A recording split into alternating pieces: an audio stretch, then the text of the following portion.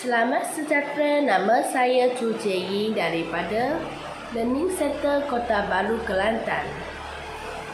Saya di sini ingin membentangkan cabaran-cabaran ketika mengajar kanak-kanak berkeperluan khas tentang kaedah pembacaan. Cabaran yang pertama ialah kanak-kanak berkeperluan khas memerlukan perhatian dan bantuan yang lebih berbanding kanak-kanak normal semasa menjalani aktiviti pembacaan pokok bunga dan tanaman. Kanak-kanak berkeperluan khas memerlukan perhatian dan bantuan yang lebih berbanding kanak-kanak normal kerana tingkah laku mereka berbeza dengan kanak-kanak normal. Sebagai guru, kita perlu memerhatikan supaya kelakuan kanak-kanak yang aneh atau bahaya, guru hendaklah bersiap sedia untuk membimbing mereka. Sebagai contohnya, guru menasihati kanak-kanak khas yang bermain tanah yang kotor supaya tidak memasukkan tanah ke dalam mulut atau ke dalam mata. Ia menyebabkan bahaya kepada kanak-kanak keperluan khas. Cabaran yang kedua yang perlu dihadapi oleh guru ialah murid-murid berkeperluan khas mencederakan kawan-kawannya dan mencederakan guru.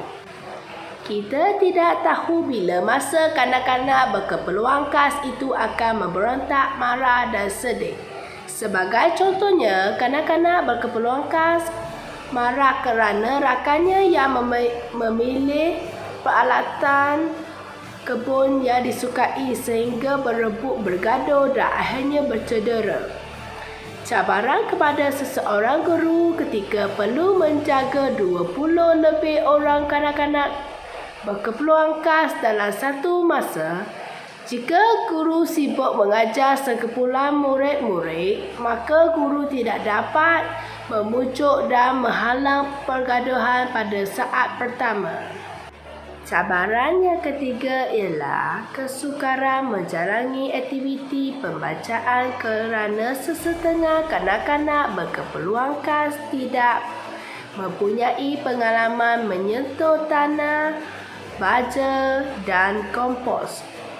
Ia kerana kanak-kanak tersebut akan berasa takut untuk menyentuh tanah, baja dan kompos walau bagaimanapun sudah memakai sarung tangan.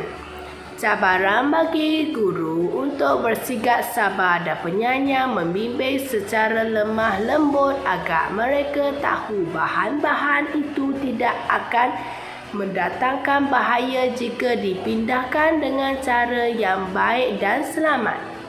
Sebagai contohnya, guru membuat langkah yang sama di hadapan murid itu supaya dapat mencontohi tindakan guru dan menjadi mahir.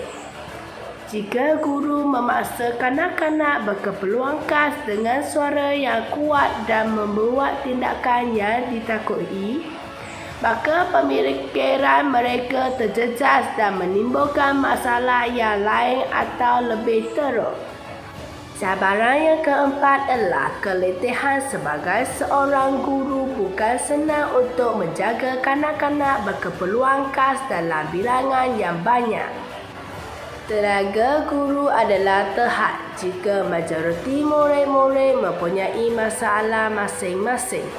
Maka guru akan berasa letih dalam masa yang singkat dan letih sebelum masanya rehat dan pulang rumah.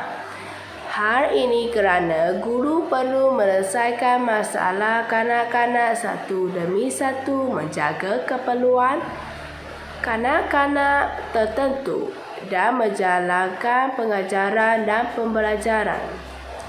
Sebagai contohnya, guru hendak mengajar pembacaan kepada murid A dan perlu menyelesaikan pergaduhan kerana berebut pokok bunga murid B. Murid C hendak memujuk guru hendak memujuk murid C yang artimen. Sebagai guru, cabaran yang berkat rapat ialah tugas seorang guru untuk memberi pengajaran kaedah pembacaan dalam masa yang ditetapkan. Tekanan yang datang daripada pihak atasan ialah pentadbir sekolah yang kurang perhati. Contohnya, pentadbir sekolah memberikan surat amaran kepada guru yang mengajar kaedah pembacaan disebabkan proses pengajaran yang lama. Cabaran sebagai guru perlu menggunakan teknik dan langkah yang baru untuk mempercepatkan proses pendidikan membaca. Ada teknik pengajaran yang memerlukan kewangan untuk membeli peralatan. Cabaran guru untuk membeli peralatan bantuan mengajar dengan kewangan yang terhad. Cabaran yang keenam ketika mengajar kanak-kanak berkeperluan khas tentang kaedah pembacaan ialah berkomunikasi. Ramai kanak-kanak berkeperluan khas mengalami kesukaran untuk berkomunikasi dan memahami konsep yang komplit. Oleh yang demikian, adalah penting bagi saya sebagai seorang guru menggunakan bahasa yang mudah dan menggunakan alat bantu visual yang menerangkan kepentingan dan faedah penggunaan baca dalam berkebun. Selain itu, adalah penting untuk bersabar dan membenarkan pengulangan kerana ia mungkin mengambil sedikit masa untuk kanak-kanak memahami sepenuhnya topik tersebut. Cabaran yang ketujuh ialah memastikan keselamatan. Memandangkan kanak-kanak berkeperluan khas mungkin mempunyai had fizikal atau sensitiviti deria. Adalah penting untuk memastikan baja-baja yang digunakan adalah selamat untuk dikendalikan oleh kanak-kanak dan mereka tidak terdedah kepada bahan kimia yang berbahaya. Peralatan keselamatan yang betul seperti sarung tangan dan cermin mata mesti disediakan dan digunakan oleh kanak-kanak berkeperluan khas semasa mengendalikan baja. Cabaran ke-8 ialah pemahaman sebab dan akibat. Dengan itu, sesetengah kanak-kanak berkeperluan khas mungkin mempunyai kesukaran dalam memahami konsep sebab dan akibat, menjadikannya sukar untuk mereka memahami cara baca memberi kesan kepada pertubuhan. Kes ini adalah penting untuk menggunakan alat bantu visual seperti video dan aktiviti hand-on untuk membolehkan pemahaman yang lebih konkret tentang topik tersebut.